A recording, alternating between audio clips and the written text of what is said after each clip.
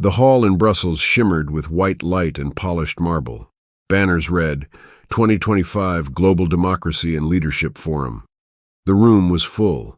Heads of state, media giants, scholars, military brass, human rights activists. You could feel the weight of expectation in the air. At the center stage sat 5 world leaders.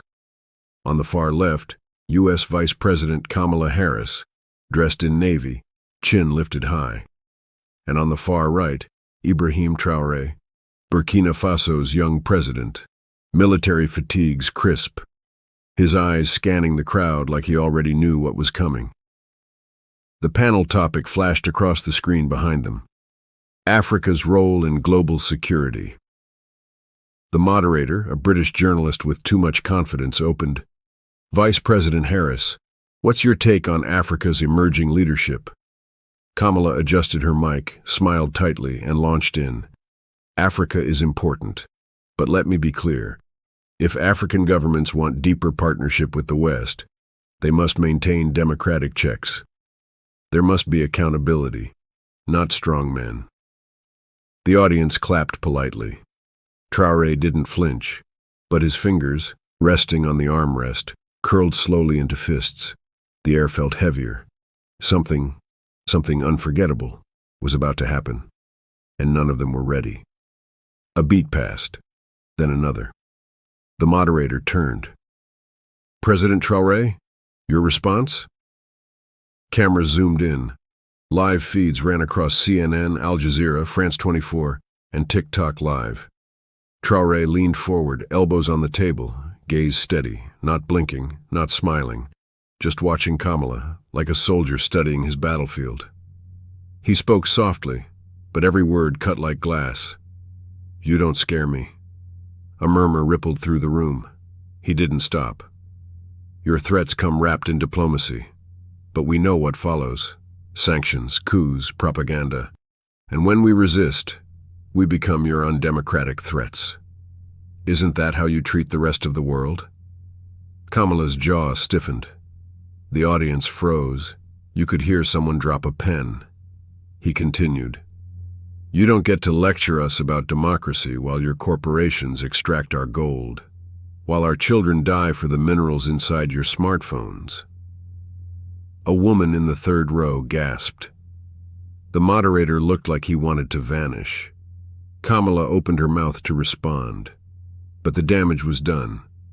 That clip, just 37 seconds long, would be watched by 50 million people by the next sunrise. A storm had begun, and Traoré had lit the match. That night, hotel phones buzzed like hives. Embassies scrambled. Washington sent encrypted messages.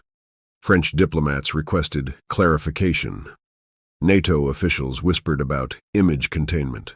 But Traoré, he stayed in his hotel room, alone. No aides, no PR team. Just him, an old radio from his army days, and a photo of a boy, barely 8, taped beside his Bible. His son, killed in a drone strike meant for someone else in northern Burkina Faso. That night, as the video went viral, Traoré replayed it just once, not for vanity, for truth. Meanwhile, social media was erupting. This is what leadership looks like. He spoke what millions of Africans feel but are too scared to say. Kamala Harris just got humbled. How dare he? The world was splitting in two. But what they didn't know? That moment on stage was just the beginning, because Ibrahim Traoré had come to Brussels with a folder of classified files. Real stories, real names, real crimes, done in the name of Western partnership. And when he opened that folder, the world would never be the same again. Early the next morning, while most leaders were still asleep or hiding from the press, Ibrahim Traoré stood on the balcony of his modest suite. In his hand, a black folder aged and worn with no country's seal. Inside were copies of documents smuggled out by whistleblowers, pages that detailed illegal arms shipments, rigged elections, and secret mining deals where African presidents were paid in silence while their people starved. There were photos, too. of a young girl in Mali, face burned in a NATO airstrike. A Congolese worker buried alive in a lithium mine owned by a European company. A Senegalese teacher jailed after exposing American surveillance tech in schools. Each file was tagged with a date and a number. But one page was marked differently, with only one word: Kaya. Traoré stared at it longer than the others. Kaya was where his own convoy was once ambushed, where he had held a dying child in his arms and promised, "One day, they'll hear your story." That day had come, and he was going to read those files, out loud, to the world, even if it meant he would never make it home alive. Back at the summit, chaos was brewing beneath the suits and smiles. Kamala Harris arrived late to the second day's panel. Her team whispered frantically, her phone buzzed nonstop. But something else was wrong. She wasn't as sharp. Her answers were shorter. Her voice cracked. Because hours earlier, alone in her suite, Kamala had rewatched the clip. At first she was angry, furious, but then came something unexpected: guilt. She zoomed in on Traoré's face as he said, "We know what follows." And in his eyes, she didn't see arrogance. She saw grief, exhaustion, truth. Kamala turned off the video. Then slowly, she walked to her bathroom mirror. She saw herself, the daughter of immigrants, a woman who had once fought for justice in Oakland, who had marched with her mother in the rain. But now, was she part of the system they once stood against? A single tear welled in her eye. She wiped it quickly, because soon she would return to that stage. And beside her would be the man who reminded the world that diplomacy without dignity is just decoration. And deep down, she knew he wasn't wrong. When Traoré took the stage again, there was no script, no teleprompter, just that worn folder in his hand and the weight of his nation in his chest. "Before I speak," he said, voice quiet but commanding, "let me tell you a story." The hall leaned in. Her name was Zara. She was 9. She loved mangoes and wanted to be a teacher. One morning in Kaya, while walking to school, she stepped on a landmine, made in Belgium, left behind by rebels trained with foreign aid. He paused. She bled in my arms. I had no bandage, only my scarf. Gasps echoed through the room. "You talk of democracy, but what do you call this, when a child dies for politics she doesn't understand?" He opened the folder, pulled out a photo, held it high. "This is her, Zara. She should be here, listening, learning, laughing." The room went still. Kamala lowered her eyes. A French official wiped his brow. "You say we must earn your partnership," Traoré said, staring at the cameras.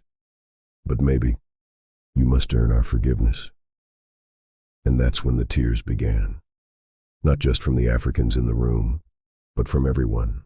Behind the heavy glass of the translation booth, Aminata Diop, a 24-year-old Senegalese interpreter, froze.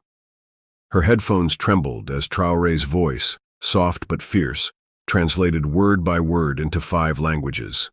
She had translated hundreds of speeches, none like this. As he spoke of Zara, her fingers shook. She remembered her own cousin in Guinea, shot during a protest, buried without a name, without justice. Suddenly, Aminata's voice cracked mid-translation. She muted her mic, covered her mouth. Tears spilled down her cheeks as she whispered, "Say her name again, Mr. President. Let the world remember the forgotten." In rooms across the globe, millions listened to that moment. Not just what Traoré said, but how he said it. With rage wrapped in restraint, with pain carried like armor. The hashtag began trending within minutes. Her name was Zara. That name became a weapon, a cry, a mirror. It wasn't just about Burkina Faso anymore. It was about all of us, the lives erased by systems too big to touch. And through a translator's broken voice, Zara finally reached the world. Inside the U.S. Embassy in Brussels, Kamala Harris sat alone in a secure room. The screen in front of her played Traoré's speech again. She didn't speak, until her aide said, "The president wants to respond." She sighed. No. Instead, she picked up her private line and dialed a number known to very few. "Get me Ibrahim Traoré." Across the city, Traoré stood beside a dusty memorial photo of fallen soldiers displayed in the African Unity tent. His aide approached, surprised. "The U.S. Vice President is calling." He answered with one word. "Yes?" There was a long silence. Then Kamala spoke, voice low. "I didn't know about Zara." "You didn't want to know." "Maybe. But I do now." Another pause. Her voice cracked. "I didn't call to fix anything. I just wanted to say I'm listening." Traoré didn't reply right away. His voice, when it came, was heavy with decades. "Listening is a start, but children don't come back. Trees don't regrow overnight. Africa needs more than ears. It needs courage from people who can change things." Kamala whispered, "I'll try." Traoré looked toward the sky. "Then let's see who you become." After the call, Traoré returned to his room. He opened the folder. And there it was, a file he had debated showing to the world. Label, Harris, 2021. Guinea operations. Not declassified. It wasn't criminal, not officially. But it told the story of U.S. intelligence tipping off a military faction in Guinea during a fuel crisis, a move that escalated unrest and led to the arrest of a young activist group. One of those arrested had died in prison. His name? Moussa Diallo. He was 19, a student journalist, the only child of a teacher, and the cousin of Aminata, the interpreter who cried in the booth. Traoré stared at the file. He could expose it right now. He could turn the world even more against Kamala. But instead, he slowly closed the folder. "Not yet," he whispered, "because this wasn't about vengeance. It was about truth with dignity." Traoré didn't want to destroy her.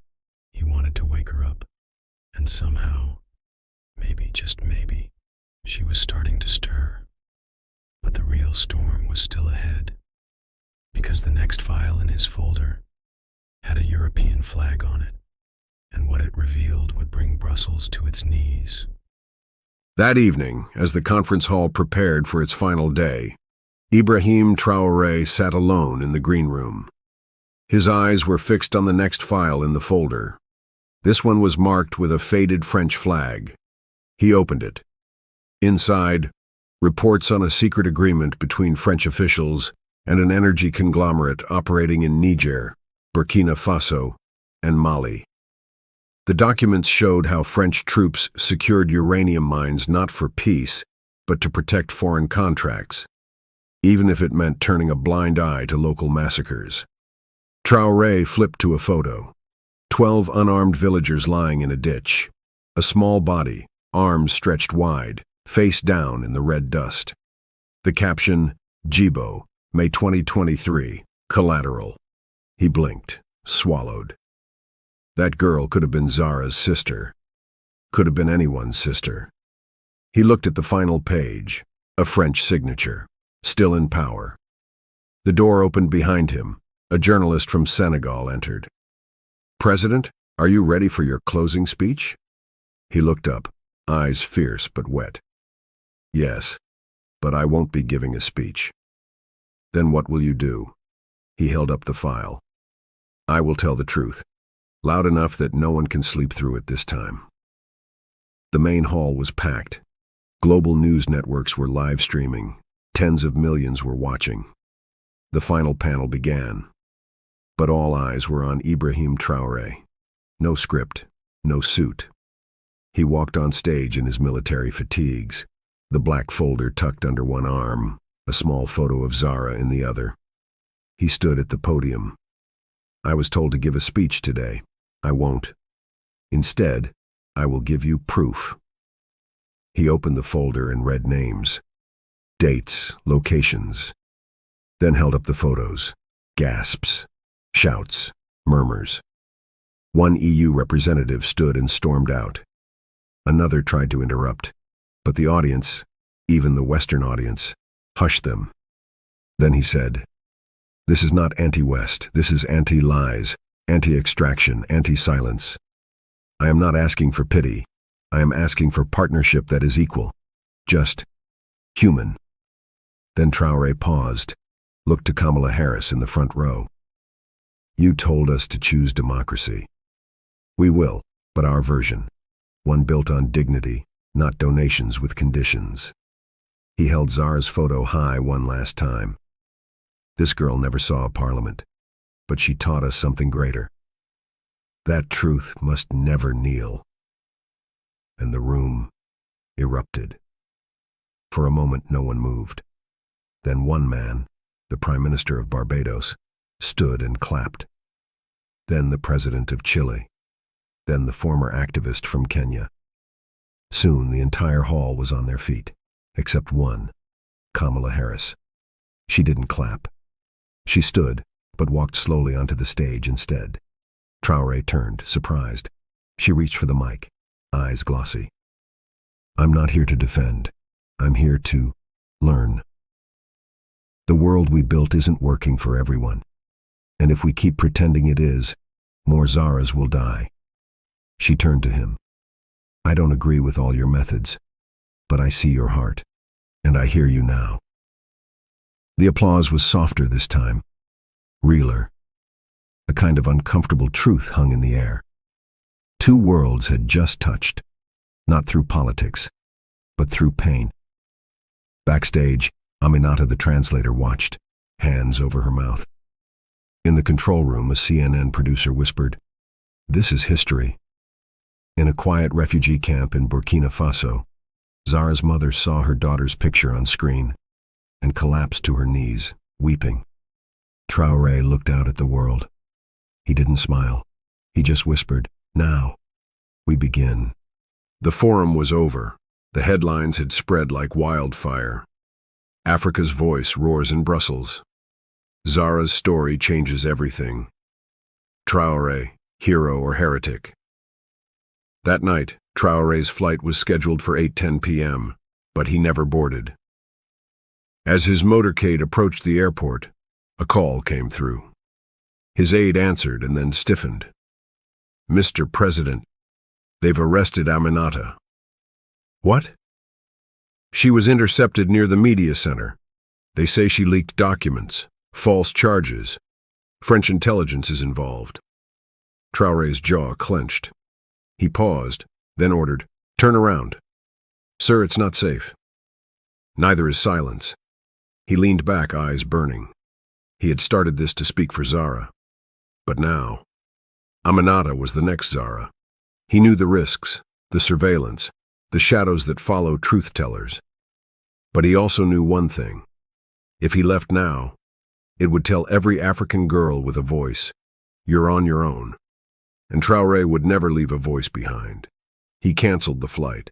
He walked back into the lion's den. Because justice is not a speech. It's showing up when it costs you everything. Aminata sat in a cold metal chair, wrists handcuffed. No food, no phone. Just a dim bulb buzzing above her head. Then the door opened, and Ibrahim Traoré walked in. The guard behind him looked stunned. "Sir, you're not allowed." "I'm the president of Burkina Faso," he said quietly, stepping forward. "And she is under my protection." He knelt before Aminata. "Are you hurt?" She shook her head, fighting back tears. "Why did you come?" "Because your voice changed everything." He handed her a folded piece of paper, his own handwriting. "If I don't make it out tomorrow, you must read this at the African Union." She looked at the letter. On the front, "To the next generation." In it, Traoré had written about Zara, about truth, about power without compassion being slavery with lipstick. Aminata broke down sobbing, and then the door opened again. Kamala Harris walked in, this time with UN observers and 2 legal reps behind her. "She's being released," Kamala said firmly. "As of now, she's under international protection." Aminata looked from Kamala to Traoré, and for the first time in days, she smiled. 3 days later, Ibrahim Traoré returned home. He didn't land in the capital. He flew straight to Kaya. No reporters, no parade, just him, a scarf around his neck, and one stop to make: the tiny gravesite on the edge of the village. There he knelt in the sand. Zara's grave had no headstone, just a handmade wooden sign and some dry flowers. He planted a small flag beside it, not a Burkina Faso flag, not an African Union flag, but a flag with Zara's drawing stitched into it, her dream of a son over 2 hands holding a book. He whispered, "They know your name now, little one." Behind him, Aminata stood quietly with a group of children, future translators, teachers, journalists. One by one, they stepped forward and planted their own tiny versions of Zara's flag into the earth, and the wind picked up. Across the world, Zara's name was now printed on protest signs, murals, documentaries, T-shirts, classrooms. She had never traveled, never stood on a stage, never given a speech. But through the voice of one man, she had changed the course of history. The sun was setting in Kaya. A golden hue washed over the village. That's when she arrived, Zara's mother. Thin, quiet. A scarf wrapped tightly over her head. She hadn't spoken to the press in 2 years. She had refused every interview, every donation. But she came, barefoot, walking slowly up the hill toward the flags. Ibrahim Traoré rose to meet her. They didn't speak. She looked at him, her eyes hollow, yet shining. Then, without a word, she pressed something into his hand. It was Zara's last drawing. A tiny page from a notebook, shaky, bright, full of hope. A son, a school, a girl with a raised hand. Then she hugged him. The whole hill seemed to hold its breath. She whispered just 5 words. "Thank you," for hearing her. And that was it. No speech, no headlines, just a mother and a man who had carried her daughter's name farther than any missile, louder than any politician. In that moment, Ibrahim Traoré was no longer just a president. He was a bridge between the silenced and the world that finally listened. Months passed, but the fire never faded. In Ghana, a school was renamed, Zara Unity Academy. In Brazil, students marched holding photos of Zara, chanting, "Truth must not kneel." In France, 2 officials resigned after investigations tied to the files Traoré revealed. In Washington, a new resolution was passed, banning U.S. partnerships with regimes linked to child labor in African mines. And Kamala Harris. She returned to Africa, quietly, without press. She visited a school in Ouagadougou, sat with girls who had never seen a vice president before. She listened. She asked nothing. And as she left, one of the girls gave her a note. "Tell Zara we will keep learning." Meanwhile, Traoré continued to lead, firm, flawed, fearless. His critics were many, but his supporters were louder. He was not trying to be perfect. He was trying to be present, and every time he spoke, he ended the same way. "Say her name. Say it until the world stops forgetting us. Say it until no child dies invisible." And the world was still saying it. Zara. On the 1-year anniversary of Zara's death, a handwritten letter was read aloud at the United Nations. It was signed by Ibrahim Traoré, read by Aminata, and dedicated to the children who wait in silence. Zara never asked to be known. She only asked to learn, to play, to grow. But her silence taught us what speeches never could. She taught us that every child is a nation, and when a child dies forgotten, a piece of the world dies too. To the powerful, we don't want your pity. We want your honesty. To the young, you are not voiceless. The world is just deaf. Keep shouting. To the mothers, we carry your sorrow like a sacred song. And to Zara, the world says your name now, and it will never forget. Tears ran freely across the chamber, not out of sadness alone, but because somehow through all the grief, hope had been born. If Zara's story touched you, if you felt something real, don't let it end here. Click like to honor her memory. Click subscribe to carry the torch of truth, and comment just one word below. Zara. Let her name echo across the world.